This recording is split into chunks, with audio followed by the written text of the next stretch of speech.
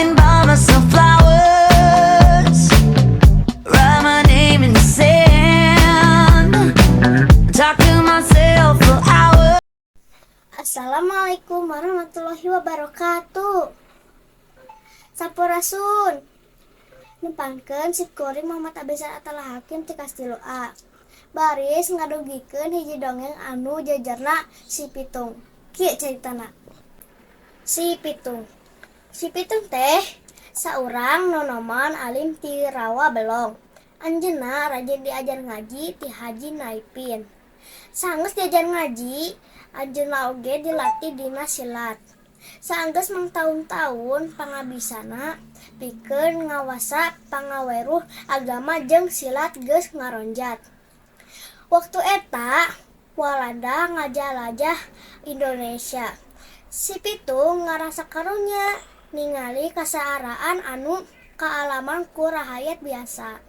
Samentara eta kumpeni sakelompok bos jeung tuan tanah hirup dina mewah. Imah jeung sawahna dijaga ku preman galak. Dibantuan ku babaturanna Rais jeung Ji.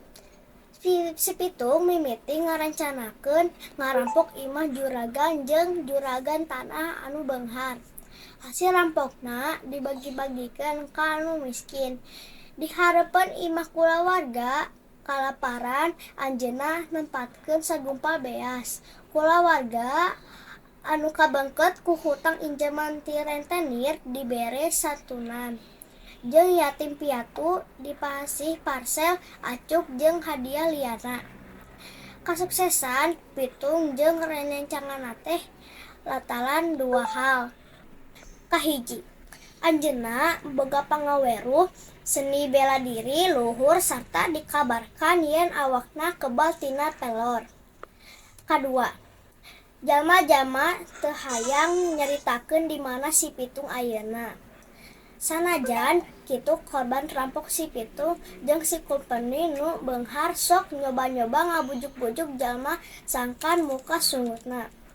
Kumpeni oge ngagunakeun kekerasan pikeun maksa jalma pikeun masih pernyataan. Dina hiji poe kumpeni jeung juragan beunghar meunang informasi ngeunaan kulawarga Si Pitung.